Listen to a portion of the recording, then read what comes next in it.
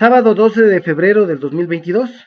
Bienvenidos a nuestra Escuela de Formación Política del Movimiento Amigo, a nuestros talleres que se realizan los miércoles y los días sábados, ¿no? Anteriormente, bueno, hace una media horita terminamos recién otro taller que tuvimos en coordinación con la directora de la provincia de Galápagos. Y ahora ya nos vamos con otro taller. A nombre de Pedro José Freile les doy la bienvenida. Yo sé que ya mismo se une él. Él justamente recién tenía que ir por San Joaquín, creo que me dijo que se iba a ir. Y le doy la bienvenida. Tenemos hoy día como expositor al doctor Luis Eduardo Iguaznia, quien nos ha solicitado por favor que tengamos las camaritas encendidas. Como ya sabemos nosotros, igual ya hay muchas personas profesionales adultas aquí, entonces creo que no va a haber ningún problema de eso. Bueno, la mía sí que está mal porque le conecto, le desconecto y se me queda como foto. Entonces no sé qué pasa con mi cámara, pero bueno, estoy aquí al pendiente. No sé si de pronto está Patricio Vaquero. Bueno, también igual agradecerle a Patricio Vaquero por la coordinación justamente de él con los profesionales de la provincia de Chimborazo, quienes nos están ayudando con esta unidad número 2 acerca de lo que es la administración pública. Doctor Luis Eduardo, muy buenas noches. Cuando usted desee, por favor. Bueno, muy gentil a todos, buenas noches, un cordial saludo y gracias por la invitación. Realmente me siento muy complacido de poder compartir estos espacios. Mija, descomparte.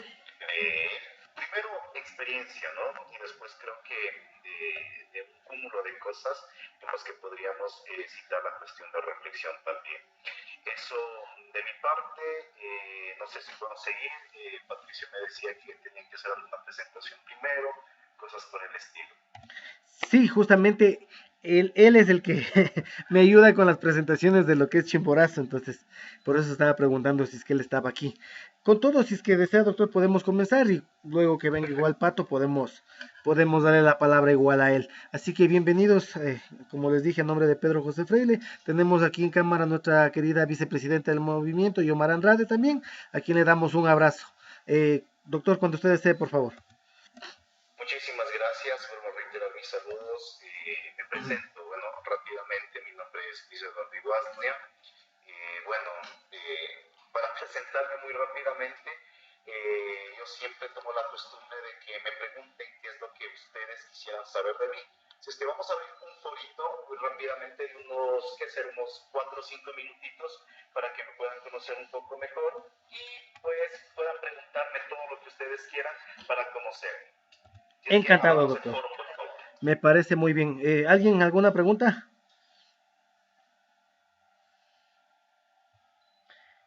Que no sean todos, por favor. Yo sé que todos estamos en esa dinámica de querer preguntar. Se están peleando, se están peleando. No les escucho a todos a la vez. Luis Mantilla. ¿Qué tal, Luis Eduardo? Buenas noches, Marlon, Víctor, un gusto con todos los compañeros. Mi preguntita es un tema muy interesante, esto de la educación pública. Entonces, su formación académica, Luis Eduardo, muchas gracias. Con gusto, Luis. Bueno, yo soy licenciado en Psicología Educativa, Orientación Familiar Vocacional. Tengo un máster en Neuropsicología y Educación, certificados o certificaciones del Sistema de Cuantificación Profesional en Formador de Formadores, mediador de conflictos, necesidades educativas especiales y otras cosillas más. Acompañamiento psicológico y espiritual por mi profesión. Actualmente, dentro de pocos días, empiezo a estudiar un diplomado. Me ha gustado la psicología del deporte. Eso en cuanto a situaciones académicas. En la experiencia laboral, por favor. En experiencia laboral como docente llevo más o menos unos 16, 17 años. Yo empecé a ser docente desde mis 17 años más o menos, si no estoy mal. Entonces, en un sistema educativo no formal, ¿no? A partir de mis 18 años empecé ya a laborar dentro de una institución educativa. Entonces yo trabajaba de docente y hacía mis estudios, ¿no?, en la universidad. Entonces, dentro de la experiencia laboral podría decir que he trabajado desde el nivel inicial 1 hasta ahora que trabajo en educación superior. Entonces, pasado por niveles de educación inicial, básica media, básica superior, bachillerato y educación superior. Entonces se puede decir que conoce todo lo que es la rama de educación prácticamente, porque hay profesores que se enfocan solamente a lo que es inicial, a lo que es escuelas, colegios o universidades, pero me alegro porque eso me supongo que usted le incentivó para seguir igual esta rama esta parte de la psicología que nos está diciendo, que es un tema muy interesante y genial, genial, doctor. ¿Alguien más de pronto alguna pregunta al doctor?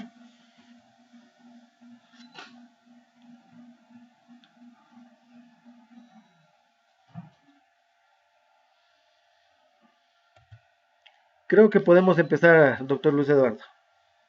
Listo, bueno, gracias. En primera instancia, como les decía, lo interesante de esto es poder iniciar rompiendo ciertos paradigmas en cuestiones de formación, de capacitación, y es bonito y por eso intentábamos en la medida de lo posible tener cámaras activas, pero solo entiendo que hay alguna situación un poco compleja dentro de tal vez de la conexión o cosas por el estilo, pero intentemos trabajarlo en esta línea con lo siguiente. No sé si puedo compartir pantalla, ¿verdad? Sí.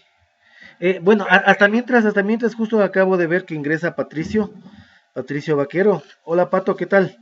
Como estaba comentándoles, igual agradeciéndoles a la coordinación de Patricio Vaquero, justamente con los profesionales de la provincia de Chimborazo, por ayudarnos con esta unidad número 2 a cargo de lo que es la administración pública. Así que Pato, te dejo en tus manos para que nos estés presentando al doctor Luis Eduardo.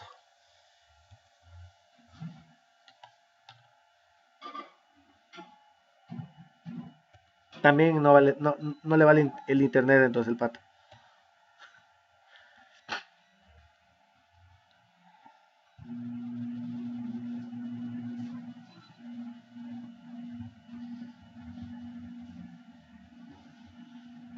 Podemos comenzar, doctor Tonsi. Perfecto, no hay problema. Bueno, como les decía, vamos a intentar iniciar una cuestión del proceso de formación que muchas de las veces tenemos un paradigma, un estereotipo y esto implica ir mirando, ir viviendo algunas situaciones de romperlas. Así es que los que podemos encender cámaras, chéverísimo. Los que no, pues intentemos hacerlo en cámara oculta. ¿Cuál es la intención? Es la siguiente. Yo voy a proyectar una serie de caras, por decirlo así, y vamos a intentar de una u otra forma poderlas ir haciendo, ¿de acuerdo? Intentemos hacerlo. Quiero verles en pantalla a ver si logramos irlo haciendo, si logramos irlo poniendo en este sentido, ¿ya? Vamos con la primera carita. Intentemos ponernos felices, tal como está. Sonriamos. Eso. Ok, intentémoslo. Por ahí estoy viendo, chévere. Vamos con la segunda. ¿Quieres una sonrisa? Una sonrisa más alegre. Hasta mientras el Pato. Pato estaba en una reunión, me acaba de decir, ahí estamos, Pato.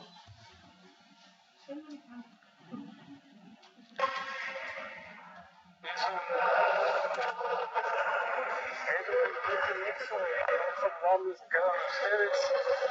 No sé si me copian, por favor. Sí, con un poquito de interferencia, pero sí te escuchamos. Bueno, en todo caso, para mí es un gusto inmenso estar con ustedes, amigas, amigos, a través de la distancia y lógicamente saludar con el doctor, con el magíster Luis Eduardo Iguaznia, que está hoy acompañándonos en esta noche de capacitación. No sé si me permites de pronto el darle la bienvenida como corresponde al máster. Por favor, cuando tú desees.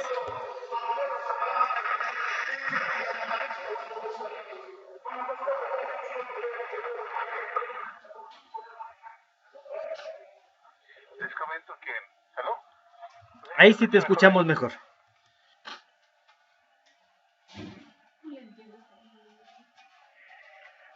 Sí, amigas, amigos, para mí es un privilegio poder saludarles desde acá en Chimborazo y decirles un abrazo fraterno a pesar de las complicaciones que tenemos. De salud, espero que el Todopoderoso esté bendiciendo a cada uno de sus hogares. Para mí es un privilegio saludar a Pedro José Rey y también a Marlon y por su intermedio a todos los integrantes de este selecto grupo de compañeros, de personas que quieren cambiar el sistema. Me permito en esta ocasión, como el aporte que lo estábamos realizando desde la provincia de Chimborazo, saludar con el magíster, con el doctor, con el amigo, con el profesional Luis Eduardo Iguad, quien tiene una excelente hoja de vida, entre las cuales les voy a permitir decirles que a sus cortísimos 33 años de edad es un profesional en el campo de la psicología educativa, orientación familiar y vocacional, estudios de cuarto nivel en neuropsicología y educación, certificación en formador de formadores, atención a niños, adolescentes y jóvenes con necesidades educativas especiales, es su fuerte. Prevención e intervención en problemas del comportamiento y la afectividad, acompañamiento psicológico y espiritual. Su experiencia docente es de 12 años ejerciéndola en inicial básica elemental, básica superior y bachillerato. Ha sido coordinador institucional del DES, director del Departamento Pastoral de la institución en la Unidad Educativa La Salle, en asociación con Fe y Alegría del Ecuador.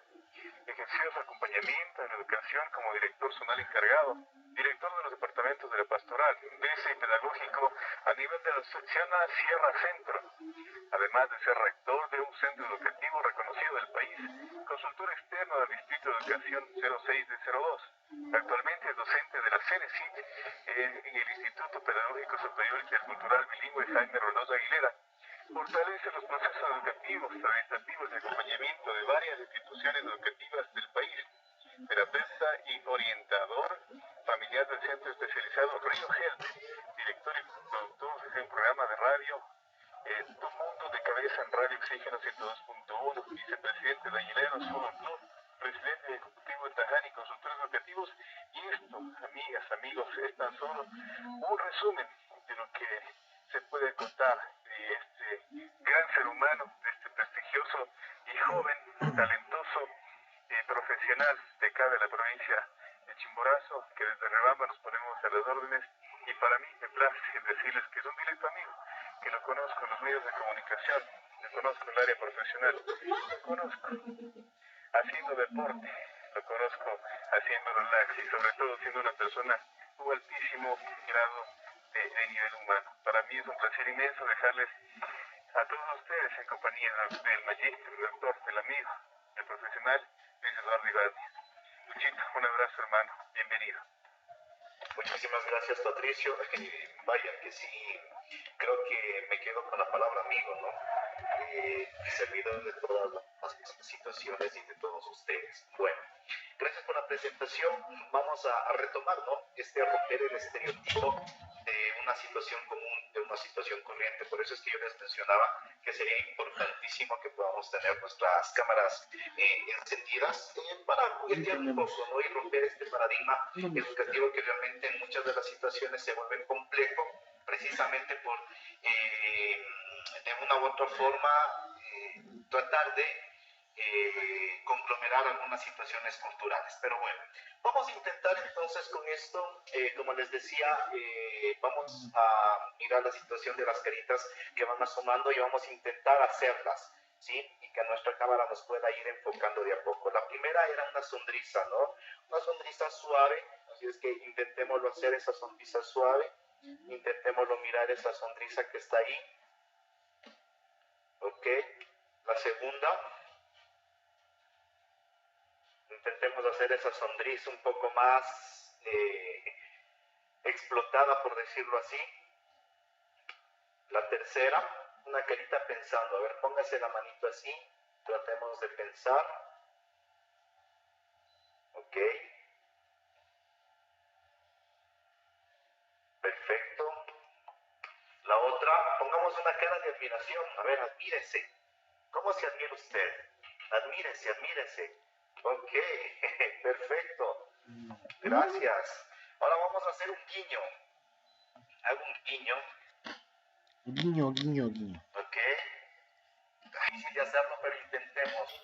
que nuestros músculos faciales pues vayan tomando esa postura. Ahora vamos a poner una carita.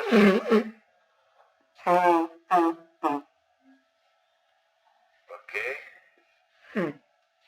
Y ahora sí, terminemos con esta ya un poco más alegre. Saquémonos la lengua. Ok, chévere.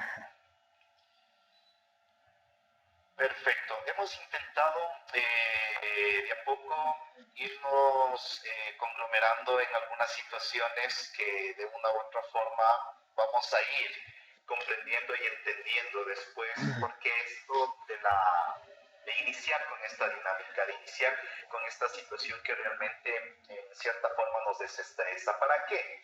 Para hablar sobre un tema para mí un poco picante, porque hay muchos puntos que analizar, pero que yo he querido compartir con ustedes básicamente en tres cosas, ¿no? Entonces vamos a mirar algunos contextos, algunos factores con tres características principales, partiendo desde una realidad que realmente nos tiene que llamar la atención.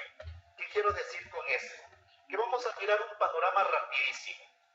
Ecuador, dentro de educación, entró a un nuevo régimen, entró a una nueva situación en el 2016. Bajo un acuerdo ministerial se cambió el currículum, se cambió muchas situaciones a nivel educativo.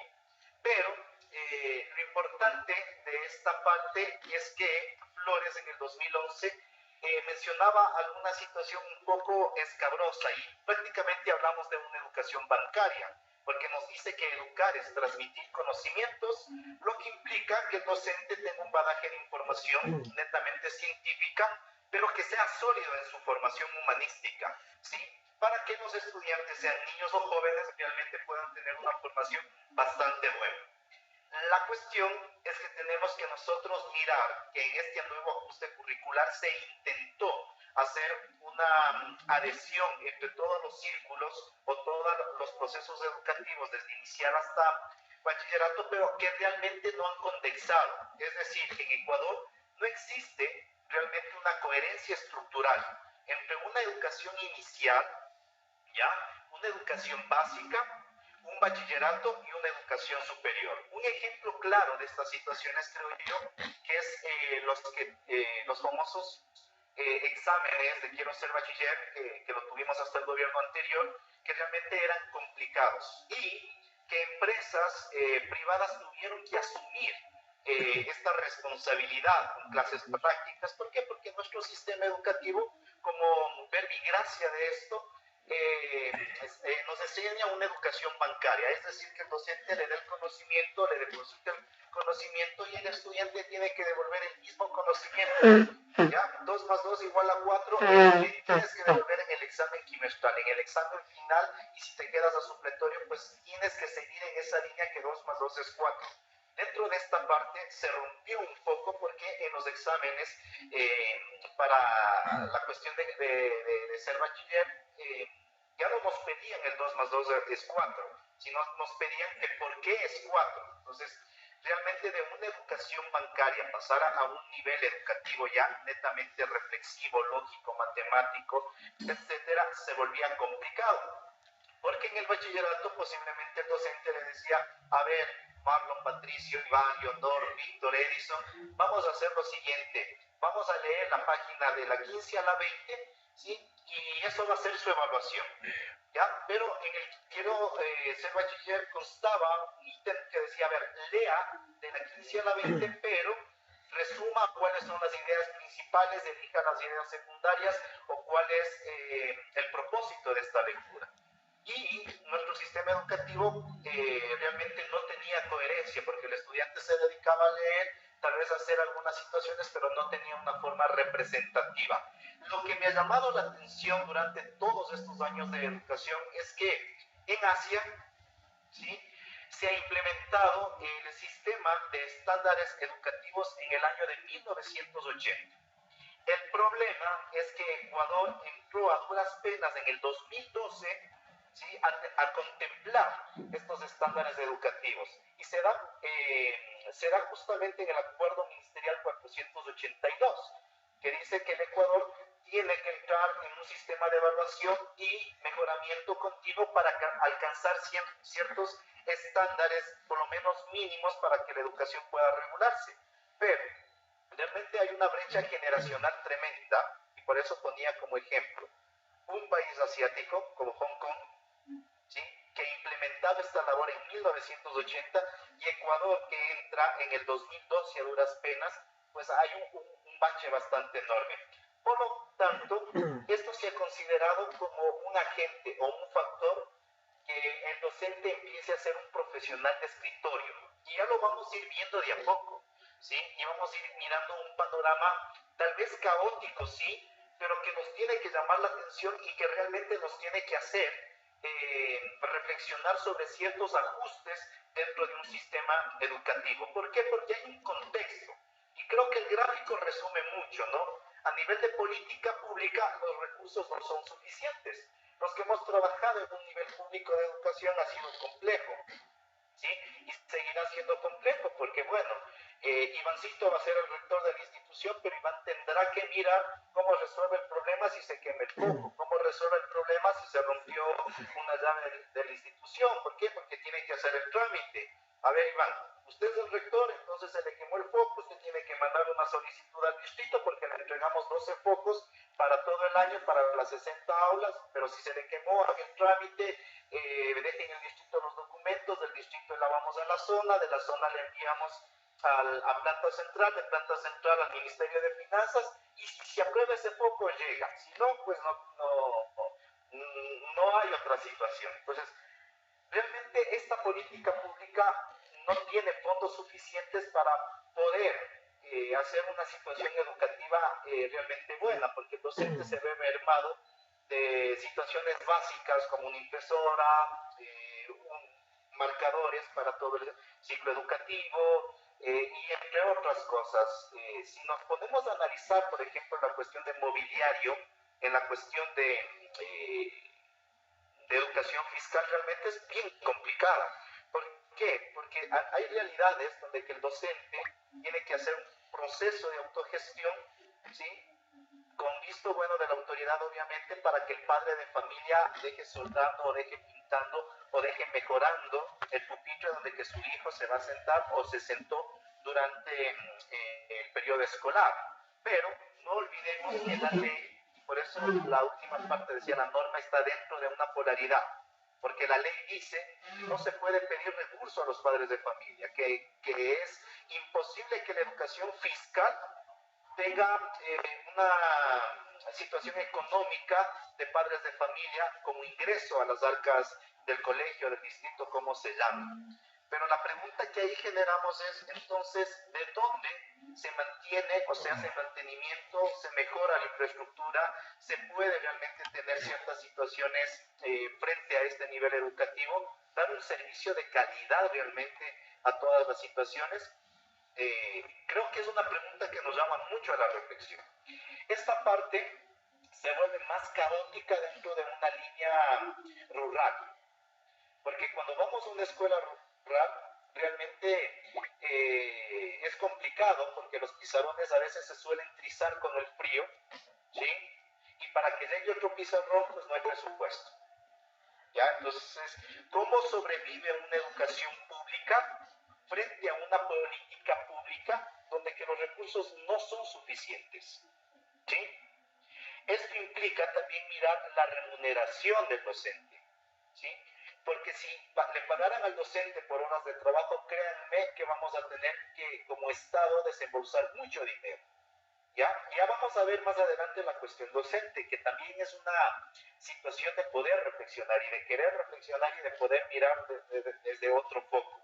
Pero creo que el gráfico encierra esa parte de política pública, porque cuando el docente, el padre de familia y el chico exige un mejor pupitre, el Estado dice no tengo presupuesto, no puedes reclamar cosas que yo no tengo, ¿sí? Pero a veces el Estado muy tristemente se mira que tiene otra política prioritaria que para a veces la mayoría de personas no es prioritaria. Por ejemplo, pagar una situación publicitaria en canales de televisión, una situación publicitaria en medios de comunicación, no es prioritario, ¿sí? Habiendo en este momento recursos como los que estamos disfrutando ahora, como las redes sociales, etcétera, etcétera, que pueden tranquilamente solventar el medio comunicativo frente a, ¿sí? Entonces, por poner un ejemplo nada más dentro de este contexto, analicemos esta parte docente que realmente viene en un sentido más complejo, ¿ya? Iniciando desde un proceso de selección mal planificado para mi criterio. ¿Por qué? Muchos de nosotros decimos, no, es que es necesario dotar de docentes a las instituciones educativas del país. Muy de acuerdo. ¿Ya? El problema es que esta selección está mal planificada, porque yo, que soy ingeniero mecánico, voy a inscribirme en quiero ser maestro, 8, 9, 10, etcétera, ¿sí? Y voy a ganar el concurso. ¿Por qué? Porque el examen me ayuda mucho en mi lógica matemática, porque tengo el perfil de lógico matemático, he estudiado las cuestiones de física, he estudiado cuestiones matemáticas, he pasado las pruebas psicológicas, que muchas de las veces también son pruebas descontextualizadas, y logro ingresar al magisterio. Así es que el director distrital, Marlon, me dice, ¿sabe qué, Luis? Usted ganó el concurso Quiero ser maestro 7. Se va, por favor, a la unidad educativa Carlos Cisneros a impartir clases de octavo a décimo. Vamos a dar cuestiones de factoreo, vamos a dar cuestiones de álgebra. Para mí, que es un ingeniero mecánico, pues factorar, tener situaciones algebraicas es súper fácil. Pero hay un pequeño detalle, mis queridos amigos. El pequeño detalle es que Luis no sabe pedagogía, no sabe didáctica, no sabe procesos educativos. ¿Ya? Entonces, Luis entra a la unidad educativa Carlos Cisneros aquí en Riobamba a dar clase y da, bajo su percepción, cómo resuelve Luis el ejercicio dentro de su percepción, dentro de su conocimiento, dentro de su condición. Pero para Marlon, para Iván, para Leonor, para Víctor, para Patricio, para Fermín, que son mis estudiantes, realmente no le entiendo su forma de resolver. ¿Cómo puede Luis resolver el problema de los estudiantes cuando no tienen las herramientas ni los instrumentos necesarios para poder realmente hacer un proceso educativo bueno? ¿Sí? Creo que esa es una de las falencias que tiene este sistema educativo para elección de docente. Hay muy buenos profesionales, no decimos que no. Hay personas que realmente se dedican a una situación docente porque se autoforman y está muy bien. Pero también debemos tomar en cuenta, y creo que muchos de nosotros nos hemos encontrado con personas que han dicho, bueno, sí, soy docente, Iván, sí, yo, Luis, Ivancito, soy docente hasta ver que algo mejor me salga. Mientras tanto ya me toca aguantarme ahí hasta ver que algo salga, ¿ya? Y esta realmente es una de las situaciones más complicadas. ¿Por qué? Porque se está restando y estamos teniendo una baja autoestima desde un lado profesional como docentes, ¿ya? Y ahí viene la otra arista, que es justamente la falta de formación continua, porque el docente dentro del sistema educativo fiscal muy poco se forma, y las formaciones que tiene en cierto punto son muy deficientes. ¿Sí? Yo he podido compartir ciertas formaciones del Ministerio de Educación donde que realmente deja mucho que desear, ¿ya? La última formación que pude compartir, que pude reflexionar y que pude mirar es este cambio, ¿no? De paradigma, de metodología, de evaluación, porque ahora al estudiante de los colegios fiscales les van a tomar una evaluación que responda un poco a la cuestión de reflexión, a la cuestión de poder mirar, ¿no? Cómo el estudiante capta el conocimiento, reflexiona, asimila, etcétera. Pero el modo de enseñanza no es ese. El modo de enseñanza es netamente bancario. ¿Sí? Tú me das, yo te doy el conocimiento, tú me tienes que devolver igual. ¿Ya? Y a veces, y en la mayoría de casos, decirle al docente tiene que seguir un curso de formación se vuelve complicado porque el docente no quiere. Y obviamente que no va a querer porque se ha vuelto un papel muy burocrático y un papel bastante de escritorio el labor docente, porque tiene que planificar súmele a eso los informes que hay que presentar, súmele a eso que está encargado de la Secretaría del plantel, súmele a eso que tiene que hacer pruebas de base estructurada, súmele a eso que si el estudiante tiene necesidades educativas especiales, tiene que hacer una planificación diferenciada según el grado de adaptación, sea 1, 2 o 3. ¿Ya? Entonces, muchos de los docentes por esta carga administrativa lo que optan es, Iván y Honor, abran el libro en la página 14 y llénenme hasta la 20 mientras yo hago la adaptación curricular porque hoy tengo que presentar el piso rector. ¿Sí? Entonces, no hay ese espacio para poder realmente mirar un sentido formativo. Y cuando el distrito dice, Luis, tienes que formarte, no tengo tiempo. Porque aparte de esto yo tengo que llegar a mi casa a calificar para poder pasar notas. ¿Ya? Por eso es que se habla también de una situación docente vocacional y no laboral. ¿Ya? Y vuelvo a retomar este ejemplo, ¿no? Que anteriormente mencionaba. Luis, ¿dónde trabajas? Soy profesor, hasta ver qué algo más me salgo. Ojalá me salga algo más, pero mientras tanto, ¿qué más me toca ser profesor? ¿Sí? Y obviamente esta particularidad repercute en varias situaciones. Primero, que no voy a hacer un trabajo bueno. ¿Por qué? Porque me toca trabajar, no quiero trabajar. Segundo, no voy a empoderarme de los procesos educativos, porque no es mi perfil profesional. ¿Sí? Así es que hasta que me salga algo mejor, voy a intentar ser docente. ¿Ya? Esto implica muchos procesos caídos y muchas situaciones complejas. Quisiera hacer hasta ahí un alto para abrir un pequeño foro, poder compartir. Si es que tiene alguna pregunta, bienvenido. Si es que tiene una opinión, mucho mejor. Si quiere hacer un comentario, quedamos más agradecidos. Abro el foro a partir de este momento. Genial, doctor. ¿Alguna pregunta? Justamente Angélica. Hola, Angélica. Hola compañeros, ¿cómo les va? Buenas noches. Sí, yo quería hacer un comentario y también una consulta. El comentario alrededor de la realidad que viven los docentes actualmente. Es impresionante cómo... un momentito, por favor. Es impresionante cómo se ha llenado de burocracia en todo lo que es el proceso educativo. Yo veo con asombro cómo les presionan a los maestros a no ser maestros, sino a ser asistentes del distrito. Tienen que llenar una serie de documentación, una serie de situaciones que realmente no solamente les agota emocionalmente y laboralmente, sino que les desmotiva totalmente. Sumado a que los sistemas informáticos del Ministerio de Educación hoy por hoy siguen siendo deficientes. ¿Por qué lo digo? Porque mi madre es maestra. Ella es maestra desde hace 30 años de los niños de educación inicial. Fue mi maestra inclusive. Y he visto cómo ha venido deteriorándose el trato al maestro. Realmente antes los maestros tenían una emoción, una vocación. Muchos no tenían formación de docentes, pero tenían la vocación, lo hacían porque les gustaba. Ahora realmente es como lo que decía el expositor, una opción para poder ganar un salario y lógicamente luego esperar algo más. Me parece que desde la política pública tendría que haber no solamente un mejoramiento de política pública educativa, sino también un interés en incentivar realmente la vocación en los maestros.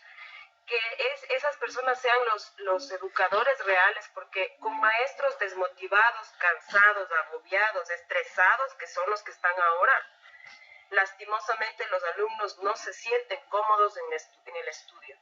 Y además, tenemos maestros que lastimosamente no se han capacitado en temas informáticos y pelean y luchan con la parte tecnológica ahora que las clases son virtuales. Eso también desmotiva porque uno como padre y como alumno ve que el pobre profesor no sabe ni usar el Zoom.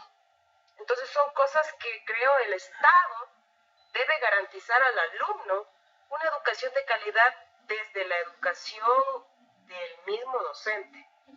Eso por un lado. provincia de Galápagos, lastimosamente, digo lastimosamente porque yo estudié mi escuela y mi colegio allá, vivimos en un patrimonio de la humanidad que tiene tantos títulos, ahora tiene no solamente una reserva marina, tiene dos. La reserva La Hermandad, que acaban de firmar hace una semana y media. Pero hay un problema. Los niños de Galápagos no conocen Galápagos. Y el que no conoce su tierra no puede amarla y no la puede cuidar. Y el Estado, durante décadas, ha quedado debiendo a la provincia de Galápagos en implementar la educación ambiental en las aulas, siendo que somos la provincia que va a la cara al mundo en la parte ambiental y turística. Entonces yo creo que han habido falencias desde todos los ángulos y sigue habiéndola, y no entiendo en qué momento el Estado realmente va a tomar conciencia de que si no educa con ejes transversales de aprendizajes sostenibles, emocionales, inteligencia emocional, como decía Joel en el taller anterior, en el tema de prevención de la violencia en las aulas, del bullying, etcétera, y que nuestros maestros entiendan, porque hay muchos maestros que no lo comprenden, no lo entienden y llevan inclusive moralismos a las aulas. Si no capacitamos realmente al educador en el país, seguiremos teniendo estudiantes que lo primero que quieran hacer no es ser emprendedores, y no me refiero al emprendedor que vende las salchipapas, sino al emprendedor que paga los impuestos, que hace las sociedades, que crea las empresas, sino que seguiremos teniendo estudiantes que se gradúen para ser empleados públicos y esperar un salario, y no ser generadores de empleo. Pienso que desde la educación es lo más importante, y realmente yo pienso que este taller es súper interesante. Les invito a seguir viéndolo. Voy a unirme nuevamente el próximo sábado porque me parece muy interesante. Al expositor le felicito y pues aquí estoy para seguir aprendiendo. Muchas gracias. Muy gentil, gracias. Leonor. Creo que con la mano levantada. Sí, Leonor. Muy buenas noches, no sé si me escuchan. Perfecto. Un gusto, realmente felicito al expositor, felicito al equipo de Conmigo. Mi nombre es Leonor Estando, de la provincia de La Suárez. Quería hacerle una consulta. En cambiar el sistema educativo, cuando en la actualidad tenemos que es memorista, repetitiva y acrítica. Gracias por la pregunta. Realmente es una situación que hay que analizarla. Yo creo que las bases fundamentales de cambiar este sistema educativo memorístico, bancario, a una situación ya realmente utópica, por decirlo así, ¿sí? Porque si hablamos de utopía, hablamos de sueños realmente largos, creo que es justamente una selección de personal bastante ajustada a la realidad y al contexto, ¿ya? Empezando desde, y más adelante voy a compartir esto, empezando desde una situación de igualdad para mí. ¿Por qué? Me baso en lo siguiente. Muchos de nosotros conocemos que existen dos clases de educación dentro del país. Una educación hispana y una educación bilingüe, que difiere mucho. Ya la educación hispana pues está básicamente enfrascada en zonas urbanas y la educación bilingüe en zonas rurales. El problema es que cuando llegamos a la universidad o el sistema educativo de prueba de ingresos y demás, no hace esa diferenciación. No diferencia entre si tú vienes de una educación hispana o vienes de una educación bilingüe. Te toma el mismo examen. ¿Ya? ¿Cómo romper ese estigma, ese estereotipo presente ahí? Creo que viene desde una selección de profesores. Y que, por ejemplo, Leonor, que es ingeniera en sistemas, pero quiere ser educadora y quiere por vocación enseñar, pues gana todos los concursos, que creo que es una parte muy acertada, pero que el Estado ecuatoriano como tal le dé un estudio, o una preparación, una formación en didáctica, en pedagogía, etcétera, para que Leonor, que es ingeniero en sistemas y que domina muy bien la parte informática, realmente tenga las herramientas pedagógicas para que pueda ingresar al aula de clases y pueda ser mediador de conocimiento, ¿sí? Pero eso implica también que este curso tiene que estar diseñado, o esta parte tiene que estar diseñada de una situación reflexiva, que rompa, que ya Leonor no salga con una educación bancaria, que digan, bueno, a ver, pedagogía es esto, Freud dijo esto, Vygotsky dijo esto, ahorita hay una nueva tendencia, que son inteligencias múltiples, a ver cuántas inteligencias hay, que no más existe, de qué se trata la inteligencia lógica matemática, y listo, sabe al pie de la letra, pero ¿cómo lo aplica? Y creo que una de las partes importantes que tiene que tener el docente es esta parte, ¿no? De poder, valga la redundancia, poder ejecutar cosas, al igual que nuestros chicos en las aulas de clase, ejecutar cosas, ¿ya? Se vuelve más interesante una clase donde que puede ejecutar que una clase que vea cómo funciona. ¿A qué me refiero? En física, listo, vamos a estudiar la gravedad, ¿ya? La gravedad tiene esta situación y se calcula en función a esto, y esta es la fórmula de la gravedad. ¿Ya? Esa es la clase. Pero ¿qué tal si nosotros salimos al estadio o al patio del colegio y hacemos que se caiga una pelota de básquet, y a base de eso el estudiante vaya construyendo su conocimiento? Realmente yo creo que desde ahí podríamos partir de muchas formas.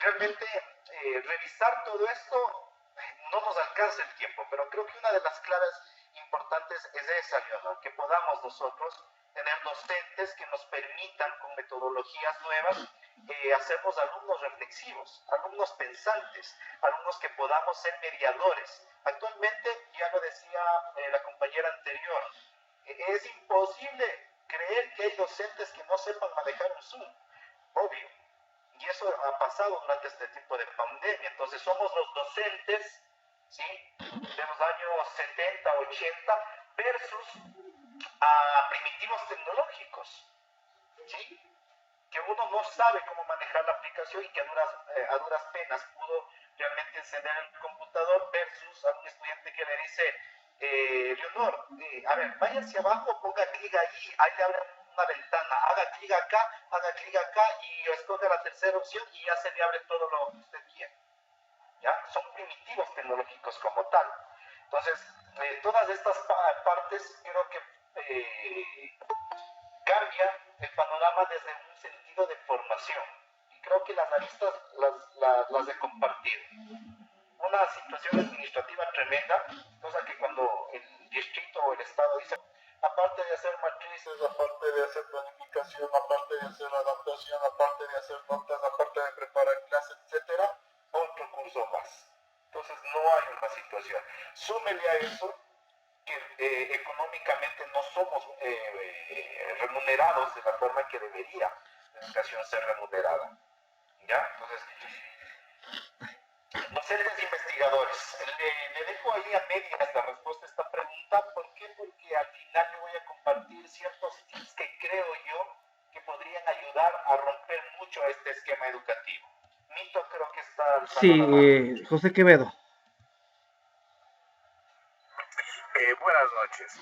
Bueno, básicamente con lo que han ido exponiendo, aunque llegó un poquito tarde, como decían, pues la educación hoy en día está prácticamente prostituida, porque básicamente no ayuda a que el alumno piense, no hace que tenga razonamiento propio, simplemente está encajado en una sola lógica que básicamente se nos impone hoy en día. Y eso básicamente lo convierte en un botín político, porque un pueblo mal educado, sin formación, sin pensamiento, es fácil de manejar, que es lo que está pasando ahora. Porque nadie razona, nadie analiza, nadie dice, mira, están haciendo esto por esto. No, simplemente siguen lo que ven, por ejemplo, ven en TikTok alguna cosa y eso se hizo moda y eso se tendencia y todo el mundo hace lo mismo, así no tenga lógica. Ese es el problema prácticamente hoy en día. O sea, ya no hay la formación de que, bueno, vamos a tratar de ver si se forman en eso. Por ejemplo, antes había las opciones prácticas en el colegio, por ejemplo, que le daban electricidad, electrónica, dependiendo del tipo de colegio. Y uno decía, bueno, yo voy a ese colegio porque yo sé que hay eso y como que eso me llama la atención. Ya antes de que usted vaya a la universidad a matar cupos por gusto, usted decía, bueno, a mí me gusta la electricidad, yo voy a aplicar electricidad. A mí me gustó tal cosa, voy a aplicar a tal cosa. En cambio, hoy no. Hoy recién acaban de hacer estos cursos y recién están queriendo ver qué pasa. Y una vez que llegan a la universidad dicen, no me gustó, salieron y se cambiaron a otro lado cuando tienen la oportunidad. Pero en eso también, por ejemplo, tiene bastante que ver el maestro, pero el maestro también se enfoca en base a lo que le imponen desde el Ministerio de Educación. Porque si no cumple con esa norma y si básicamente esa aula o ese grupo es un grupo pensante, simplemente, como dicen por ahí, se averigua quiénes son, quién es, y básicamente el profesor que llegó a tratar de hacer cambiar esa mentalidad de los alumnos, pues es mal visto y simplemente lo manda a su casa y es algo que hoy en día no se quiere. En estos tiempos en especial que no hay ni siquiera trabajo. Por eso prácticamente para mí la educación es un pilar muy fundamental, que los grandes países, las grandes potencias pusieron énfasis en educación. Los mejores países, un maestro es básicamente lo mejor visto que se puede ver, tiene muy buen sueldo, muy buen trato, muy respetado y muy valorado. Aquí no, porque como ustedes decían hace ratos, hasta hace unos años atrás, básicamente todo el mundo decía, bueno, voy a seguir profesor porque no hay más, o sea, esa era la última rueda del coche. Y muchos de esos de ahí son los que hoy en día están de profesores. Ese es un problema bastante grande porque en lugar de elegir a alguien que tenga vocación, simplemente lo que hacen es colocar a alguien para llenar un número. Y eso no debería darse nunca, pero como dije antes, es un botín político. Mientras la gente sea ignorante, siga siendo, no tenga razonamiento, no sea pensante, pues es fácil de controlar. Gracias. Gracias también. Hay que tomar en cuenta que el Estado mide por estándares estadísticos, no por situaciones reflexivas. Entonces, a mí no me importa si Reina, Fabricio, Margarita aprendió. A mí me importa que ellos se graduaron. ¿Por qué? Porque eso refleja que el Ministerio de Educación de 14, 15 mil, 16 mil estudiantes graduó a los 14,900. ¿Ya? Pues son estadísticas que al Estado le importa. No importa cómo, pero tiene que asomar. Y dentro de esta política pública realmente es inconcebible algunas cosas que ahí vamos analizando. Aquí quiero topar el tema de la sociedad. ¿Ya? Y ya lo decía nuestro querido amigo que me antecedió el compartir. La sociedad tiene realmente un estereotipo donde que el docente es poco reconocido. Y eso implica una falta de empatía en el proceso educativo, porque Luis les mandó a hacer 2 tareas y la mamá de Juanito Pérez pues le llama a Luis a decirle que está demasiada tarea, que no es una situación que se entiende, que se comprende, etcétera, etcétera. Entonces surge otro problema que ya lo vamos a analizar, pero la sociedad debe ser empático con el proceso educativo, ¿sí? Y esta empatía, que quiere decir ponernos en los zapatos del otro, esta empatía también tiene que ser trabajada por un Estado ecuatoriano, por un Estado, por una autoridad. ¿Por qué? Porque cuando a veces el docente tiene que hacer algún trámite o se enferma o cosas por el estilo a nivel persona, pues viene la parte de, a ver, me dejas la justificación, si te vas, tienes solamente 30 minutos para irte y volver de tu cita médica, caramba, pero si la cita médica la tengo en Riobamba y yo estoy trabajando en Ambato, ¿cómo es que puedo yo realmente en 30 minutos movilizarme, llegar a mi cita médica y demás? Entonces, son cosas que hay que ir mirando desde dentro del lado social. Y otra cosa, dentro de la sociedad se ha implantado una creencia que es catastrófica. Y esta creencia dice que la escuela está destinada a la formación integral. ¿A qué me refiero con esto? La familia aquí ya no juega papel importante. El vecino ya no juega papel importante. El señor de la tienda ya no juega papel importante. ¿Por qué? Porque dentro de la conciencia colectiva está implantado. Para eso va allá, para eso Iván es el profesor. Él le tiene que enseñar esas cosas. Él le tiene que enseñar a saludar, él le tiene que enseñar a pedir por favor las cosas. Entonces, dentro de esta sociedad también es caótica la situación. Si hablamos de un sistema fiscal, creo que lo hemos analizado, pero sí también hay que ver por qué este sistema fiscal es como es, ¿sí? Y por qué no se puede mejorar. Y ahí viene el entorno de familia, que es importante. ¿Por qué? Porque la familia delega responsabilidades, ¿ya? Si es un colegio pagado, es un poco más complicado, porque le dice el Leonor, usted es la profesora de mi hijo, para eso yo le pago, ayúdele que haga las tareas. O la familia tiene otra polaridad, que los papitos, los abuelitos tuvieron muy poco acceso a la educación. ¿Ya? Entonces, cuando Pepito Pérez llega y le dice, mamá, tengo que hacer esta tarea, la mamá de Pepito le dice, chuzo, mijo, es que yo no entiendo, recuerda que yo solamente tengo primaria, o sabes que yo no me fui a la escuela, pero mijo, comprende. Entonces, debería el Estado también garantizar el proceso educativo para estas personas. Sí hay programas, no digo que no. El bachillerato acelerado, el bachillerato intensivo que hubo en su época, etcétera, etcétera, etcétera, hay programas, pero que pedagógicamente no representa una situación bastante buena de preparación. Por eso decía, al Estado le importa la cuestión estadística, no le importa la cuestión de aprendizaje. Con tal que todos los que estamos aquí nos graduemos, no importa, ¿ya? Porque eso a la final de cuentas va a sumar en el informe de gobierno. Que del 100% de que estuvieron en estudio, el 99% se graduó. ¡Wow! ¡Bravo! ¡Qué buena autoridad que ha sido! Ha sido increíble. ¿Ya? Y el otro factor dentro de familia que tendríamos que analizar también es el recurso económico limitado. ¿A qué me refiero? Que las familias que les tienen a los chicos dentro de colegios fiscales son por lo general familias de escasos recursos. Así es que el guagua tiene que dejar las tareas a un lado porque tiene que salir a vender igual que mamá, igual que papá, para poder tener el sustento, ¿ya? Y esto implica una serie de situaciones que a veces el colegio también tiene que entenderlo desde esta línea. Y con esto, y ahí viene lo que estaba comentando con Leonardo hace un rato, en cuestión a su pregunta, ¿qué se debería hacer? Tenemos problemas, sí, pero a ver, ¿cuál es la situación que se puede dar? Yo creyera que debemos partir desde una evaluación contextualizada. ¿Por qué? Porque actualmente el sistema educativo y las evaluaciones y todo el proceso educativo son parches de muchos años. Si nos podemos analizar, hemos tomado el currículo del 2016, parte de Finlandia, parte de Asia, parte de Europa, parte de Norteamérica, parte de América Central, parte de México, y hemos intentado conglomerar, unir. ¿Sí? Pero no tenemos un modelo pedagógico cierto, un modelo pedagógico propio. Tenemos procesos totalmente distorsionados, porque la realidad de Norteamérica no va a ser igual a la realidad europea. La realidad europea no va a ser la misma que una asiática, ¿ya? Entonces, querer acusar un currículo, ¿sí?, o un proceso educativo con parches realmente se vuelve muy complicado, ¿ya? ¿Por qué surge esto? Desde mi óptica y mi crítica personal surge por situaciones de puestos designados a dedo. ¿Por qué? Porque ya te graduaste de licenciado, chévere. ¿Sabes algo de educación? No. Bien, no has de saber, pero entra nomás a ver qué pasa. ¿Sí? Cuando hay muchas personas y tenemos a becarios, ha salido en medios de comunicación, hay becarios que se han ido a estudiar fuera del país y que han tenido conocimientos buenos y que actualmente se encuentran sin trabajo. Analicemos esa situación. ¿Por qué no aprovechar este talento que tuvo que salir, tuvo que emigrar para traer recursos acá a Ecuador y realmente reconocer dentro de este sentido?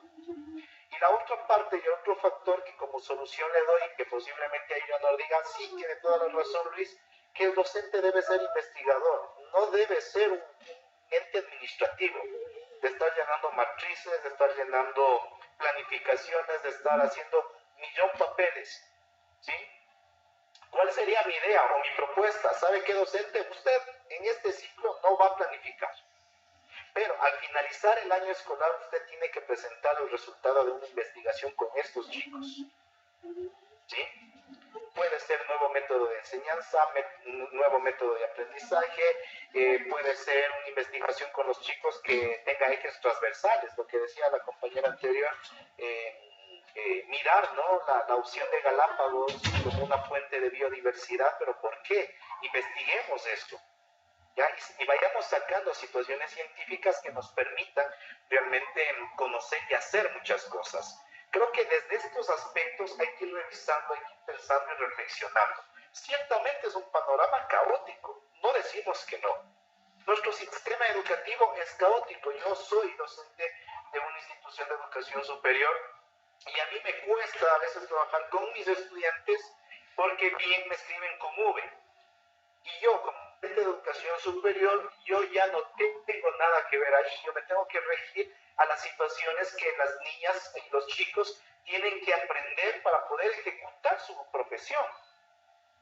Mi obligación como docente de educación superior es colaborarle al chico para que tenga los insumos y las herramientas para que se pueda desenvolver en un ámbito profesional, más no que el estudiante me diga, Luis, ¿y cómo hago un ensayo? ¿Sí? Por eso yo decía al inicio, hay una discrepancia entre los procesos y los niveles académicos, inicial, básica, bachillerato, para llegar a la universidad. ¿Ya? Y se vuelve más caótico porque la familia no forma. Ojo, la escuela educa, la familia forma. ¿Ya?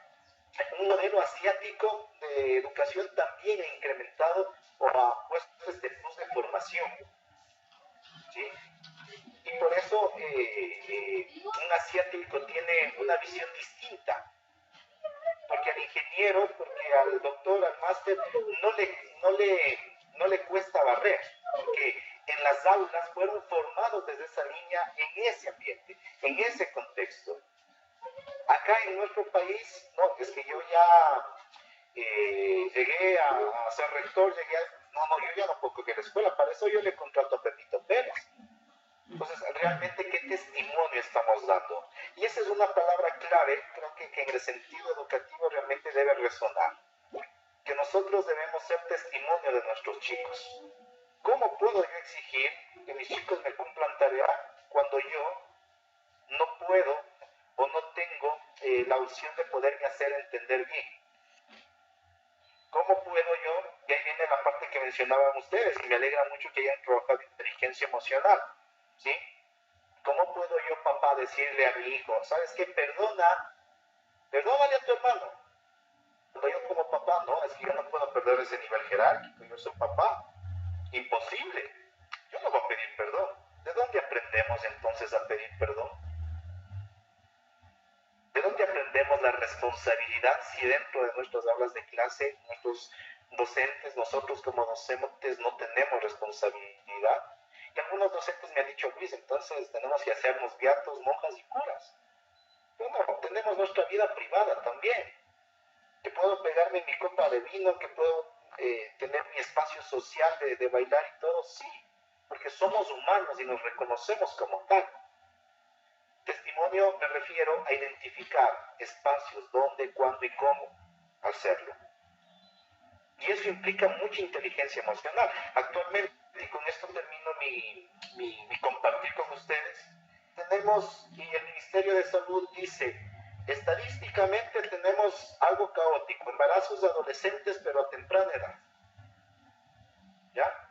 Tenemos familias, y yo como psicólogo digo, cuando yo reviso algunos casos, digo, claro, o sea, el niño tiene un problema comportamental tremendo porque tiene 5 años y la mamá tiene 22 y el papá tiene 23.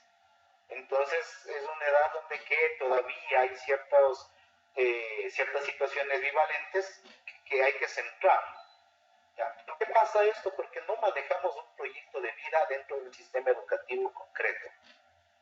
El ministerio ha optado por hacer una situación de proyecto de vida, pero hágalo en una semana. ¿Ya? Veamos una estadística muy cruel. Colegios particulares de línea religiosa. ¿Por qué estos estudiantes? Yo soy fruto de un colegio particular de línea religiosa. ¿Por qué estos muchachos pueden llegar a culminar por lo menos un tercer nivel y ahí sí casarse, etcétera, etcétera, en su gran mayoría? Versus en una realidad fiscal, donde que el muchacho ya a tempranas edades sale embarazado o ni bien sale del colegio, ya no ingresa a la universidad, pero ya está con esposo y todo. Porque estos colegios particulares de línea católica tienen algo que se llama proyecto de vida y lo trabajan desde 8º curso. ¿Sí? Y tenemos situaciones de retiros espirituales que nos dan las herramientas para poder decidir. Yo tengo 33 años, todavía no me he casado, todavía no tengo hijos porque mi proyecto de vida tiene otra línea. Quiero encontrar una buena mujer que me apoye a construir mis cosas, mis situaciones, etcétera, etcétera, etcétera. ¿Ya? Entonces, este nivel educativo también debe complementarse con este nivel formativo que se vuelve también indispensable dentro de nuestros contextos. Eso, amigos, amigas, dejo abierto el foro para algún comentario o alguna pregunta para poder seguir.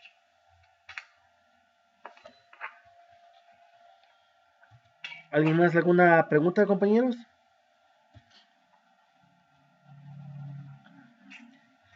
Parece que parece que no hay más preguntas. Bueno, para serte franco, doctor Luis Eduardo, muy clara tu exposición.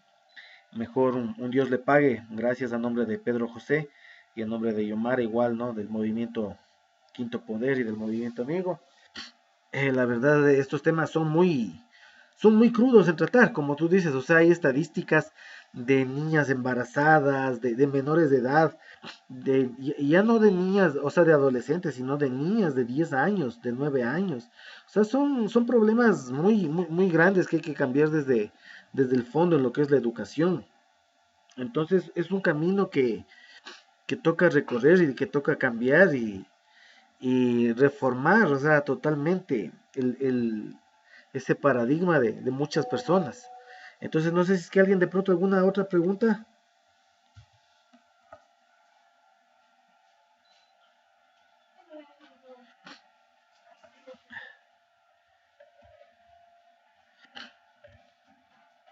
Creo que nada más. Entonces, bueno, agradecerte como dije, muy acertada la, la participación. Y para igual comentarles, ¿no? Que estamos en YouTube, que nos sigan ahí como Escuela de Formación del Movimiento Amigo. Estamos en Facebook. Ah, Iván, por ahí tengo una pregunta de Iván. Adelante, Iván. Sí, muy buenas noches con todos, Luis, muy buenas noches. Una consultita, si nosotros queremos cambiar aquí en el Ecuador, ¿cuánto tiempo nos tomaría un cambio así para, para mejorar aquí la educación en el Ecuador? Esa sería la pregunta. Gracias, Iván. A ver, es un proceso largo, eso hay que tenerlo muy en claro, porque es generacional, ¿ya? Hay que reconocer, yo no soy correísta, no tengo ninguna línea política ni nada por el estilo, pero hay que reconocer que en el correísmo se intentó hacer algún cambio generacional con las pruebas de quiero ser bachiller, se intentó. Lastimosamente se vieron esquematizadas en un sentido muy fuera de contexto, pero si hablamos de un tiempo realmente números, pensaría que recién nosotros podemos estar en los números y un proceso trabajado en 50 años, ¿sí? Pongo por ejemplo la parte tecnológica. A nosotros nos ha costado mucho como docentes manejar la parte tecnológica, ¿ya? Nosotros tenemos 33, 40, 50 años, ha sido complicada. Vemos a un niño que ahora empieza a mirar muchas situaciones y a los años él ya está manejando la pantalla con el YouTube a diestra y siniestra, ¿ya? Entonces este niño de 2 años tiene que tener un proceso adecuado en formación y en educación para que ese celular que lo está empleando sin un conocimiento, sin una cognición, sin nada, pues dentro de unos 30 años sepa que este teléfono le puede ayudar a resolver o a mediar ciertos conflictos y ayudar o servir a las personas, ¿sí? Entonces un proceso largo. Pongo otro ejemplo muy simple también, mi querido Iván y amigos, la educación vial de nuestro país, ¿ya? A mí me han invitado a dar talleres en sindicato de choferes profesionales y yo siempre hago esta reflexión. Decía, a ver, yo soy médico, ¿ya? Yo soy médico y usted viene donde mí y me dice, ¿sabes qué, Luis? Me duele la cabeza, no avanzo con la cabeza, Dios, ya me revienta la cabeza, dame algo. ¿Sabe qué? Póngase talco en los pies, eso le va a ayudar. ¿Qué me va a decir usted? ¿Qué mal profesional que eres? Y en vano te dices médico. Y usted jamás me va a recomendar. Y para eso he tenido estudios de 4 o 5 años para lograr llegar a ser profesional. Ahora ustedes en línea de choferes profesionales, cuando se parquean mal, ¿qué criterios tengo que tener yo para con ustedes? No sé, no sabes entender. Entonces viene ese sentido de poder reflexionar, cambiar esa cultura vial y esa cultura de situaciones viales. Realmente es un cambio generacional que desde el sentido de nosotros como padres, como familia, desde una niña de 2 años que utiliza el celular, decirle, mira, párate en la esquina, acá, si ves estas lijitas entrecortadas, se llama paso cebra, por acá tienes que cruzar, ¿ya? Y eso amerita un cambio totalmente generacional que yo considero que los primeros frutos los veremos en medio siglo, Iván. Gracias, Luis. Olger también está por ahí. Sí, buenas noches, ¿me puede escuchar? Confirmado. Perfecto.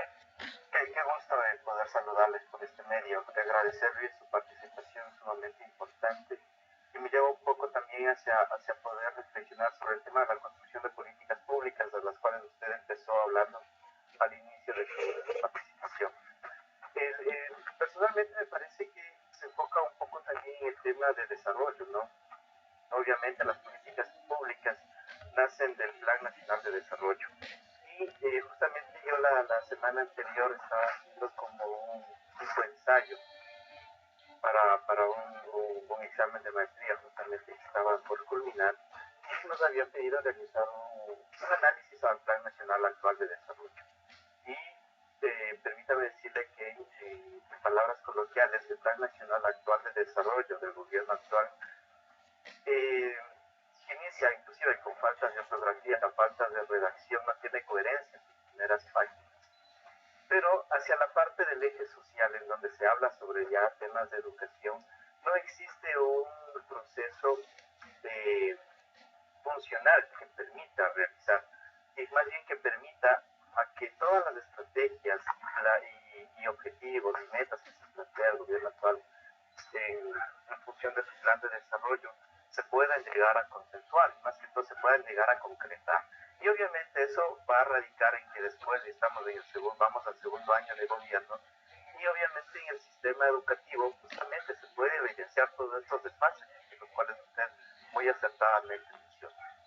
Entonces me parece que un poco hacia lo que se debería empezar a encaminar ya en función del tema de poder romper el sistema como tal, ¿no?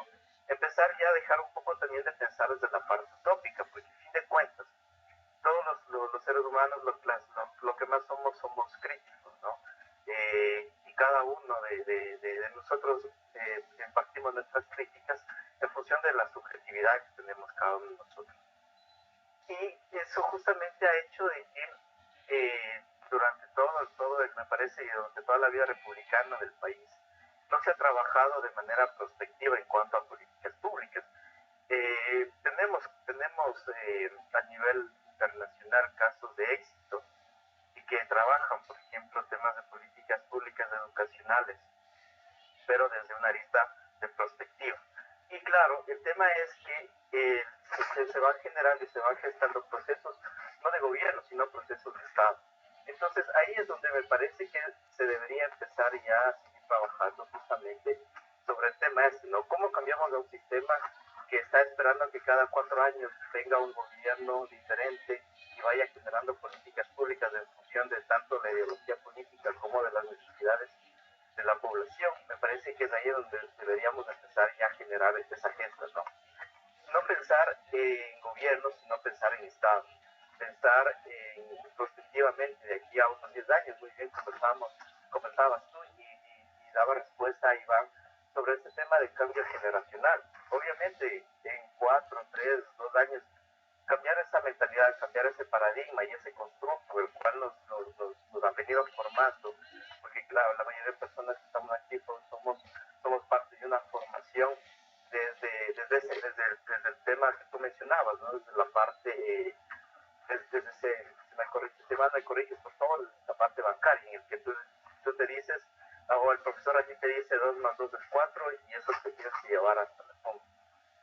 Entonces justamente me parece que lo que ya se debería empezar es a generar ese tipo de avance, de pensamiento, un poco salir de la utopía, un poco de del mencionar, claro, a ver, a mi criterio, el docente también debe ser investigador, obviamente debe ser investigador, pero cómo ya empezar eso a apuntalar hacia una política pública de Estado y más no de gobierno.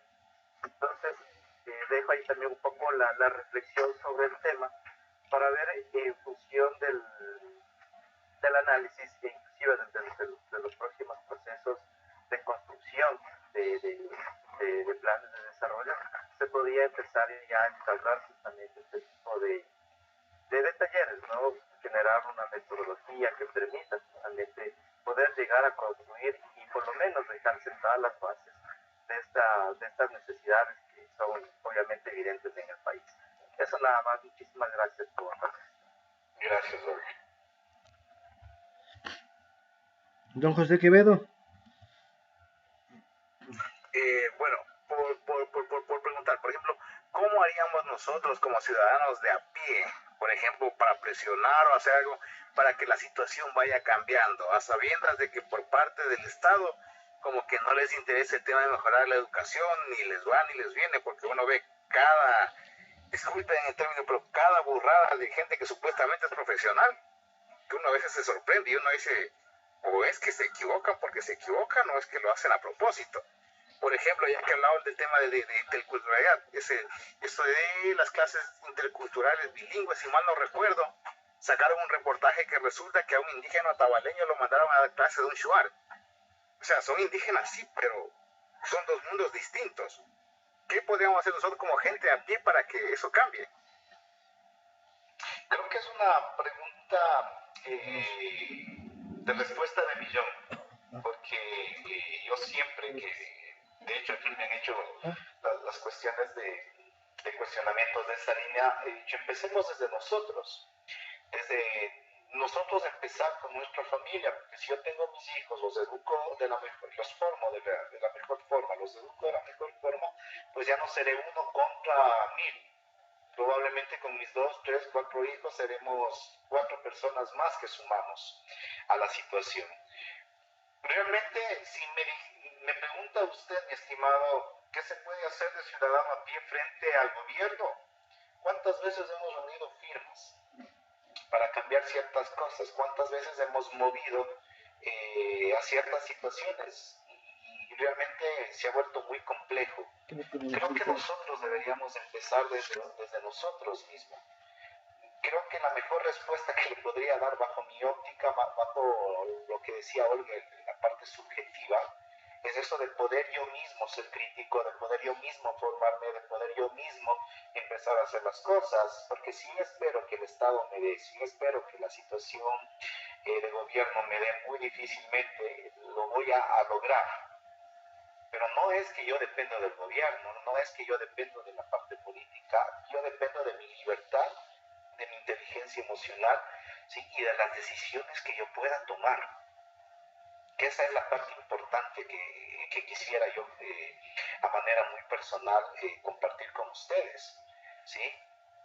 Y que posiblemente después de un cambio generacional que hablábamos, alguien de los que estamos acá con esta nueva visión, con estas nuevas cosas, puede llegar a tener cierta situación dentro de gobierno y que realmente se pueda pensar desde una parte política, pero de una política pública, como decía Olga, realmente bien llevada, realmente enfocada donde debe enfocarse, ¿sí? Creo que todos son seres políticos, de hecho a mí me han propuesto varias veces algunas cuestiones políticas, no es que me agrade, tampoco es que me desagrada, pero sí me cuestiona, ¿no? Porque ya he vivido en 2 que 3 momentos al ser asesor del Ministerio de Educación, sabe que estas cosas están mal, no, pero es que no hay cómo, porque es sobrino de tal persona, entonces veamos otro mecanismo para que funcione, ¿hasta cuándo? Entonces lo que yo personalmente he optado, decir, ¿sabe qué? Muchas gracias, le agradezco por el espacio, pero esta es mi óptica, le dejo mi informe, está bajo mi firma de responsabilidad, pero si yo no puedo seguir avanzando con esta óptica que tengo, realmente no puedo seguir yo trabajando o colaborando acá. Porque ya también viene la parte ética de uno, ¿no? Dice, bueno, o sea, yo tampoco puedo estar prestándome para ciertas cosas sabiendo que está mal. Eso. Así es, estimado, pero el tema es, por ejemplo, de que es cierto, nosotros podemos formarnos desde nuestra casa, formar a nuestros hijos, pero es casi similar al tema de que hoy en día todo el mundo, ¿cómo lo miran?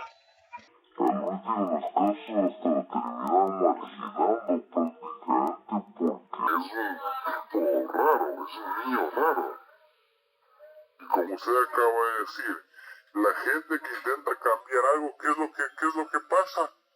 O terminan por hundirla o joderla, o simplemente si no quiere caer en ese montón, pues termina retirándose. Y a ese paso, pues, ¿qué podemos hacer? Seguir desde nuestra casa, seguir desde nuestros espacios, seguir desde nuestras situaciones. Yo creo que el ser docente implica mucho, y por eso hablábamos de vocación dentro de la parte de compartir, ¿no? Yo tengo estudiantes que me quieren, tengo estudiantes que me odian. Me quieren porque les exijo un poquito y me odian porque faltaron 5 minutos de cerrar la puerta. Discúlpeme, Iván, retírese de la puerta, no es que le quiera cerrar la puerta en su rostro, pero ya no es tiempo de entrar. Y se enojan, se molestan y demás, pero es que en el trabajo es así, yo tengo que llegar puntual, yo tengo que hacer las cosas de forma puntual. Entonces creo que voy también sembrando algunas cosas. Bueno, agradecerles a todos por este espacio, les dejo mis redes sociales. Tenemos una última pregunta. Tenemos Ay, una. chévere. Pablo Proaño. Sí, bueno, me escuchan. Bueno, yo creo que todas las ponencias están bien, pero yo pienso que sin leyes no vamos a llegar a nada por más siglos que pasen. Entonces yo pienso que hay que cambiar la ley de alguna forma para dejar de ser un país subdesarrollado. Pues, o sea, veamos que en otros países funciona todo bien. ¿Por qué no copiar algo de ahí?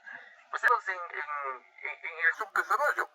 Pero sin leyes no podemos hacer nada, por más voluntad que tengamos nosotros, que eduquemos a nuestros hijos, que seamos leales y todas esas cosas, pero sin leyes no podemos hacer nada, pienso yo. Sí, pero leyes construidas bajo una realidad, bajo un contexto. Rápidamente, hay otra cosa que me olvidaba de compartirles, la ley, el Código de la Niñez y Adolescencia. Actualmente el profesor no le puede quedar viendo al estudiante mal, porque el estudiante de denuncia hay que aplicar los protocolos de ruta e intervención de violencia, porque si el rector o el psicólogo deja de pasar, pues recae responsabilidad sobre ellos, y etcétera, etcétera. Entonces, ¿cómo uno puede trabajar un modo de disciplina dentro de una institución cuando yo sé que si es que el estudiante se siente, que ni siquiera es que deba, se siente nada más vulnerado derechos, pues empieza a hacer algo caótico contra el docente? Entonces, deberían ser leyes realmente ajustadas a una realidad, ¿sí? Que nos permitan tener beneficios en una situación jurídica con esta perspectiva, con esta visión de cambiar un sentido generacional. Si no, les invito a que podamos ver tranquilamente el modelo asiático de desarrollo. Entremos un poquito, investiguemos en YouTube, hay algunos videos interesantes, las escuelas del modelo asiático, posiblemente ahí vamos a entender muchas cosas de lo que decía nuestro amigo Pablo, de las leyes. No te puedes cortar así el cabello, Víctor. No puedes tener así el cabello, porque si no, pena de muerte. Son leyes que están escritas, pero claro que son súper estrictas, pero que al final de cuentas también un nivel formativo les ha hecho ser lo que son ahora, que han sido años, un proceso realmente de años. Eso, bueno, les agradecía por todo, les dejo mis redes sociales a su completa disposición. Me ha agradado mucho compartir. Gracias por ayudarme a aprender más también. Creo que sus comentarios me han ayudado muchísimo para ir aprendiendo ciertas cosas que creo yo que son necesarias dentro de la vida. Muchas bendiciones a todos, éxito siempre y a su completa orden. Gracias, doctor Luis Fernando. Agradecerle igual a nombre de Pedro José Freile y de Yomara. Una excelente exposición. Nos vemos, amigos, el día miércoles igual en nuestra escuela de formación política, seguirnos capacitando. Un abrazo y una buena noche con todos. Gracias por la oportunidad, excelente exposición, muchísimas gracias. Buenas noches con todo. Gracias, felicidades.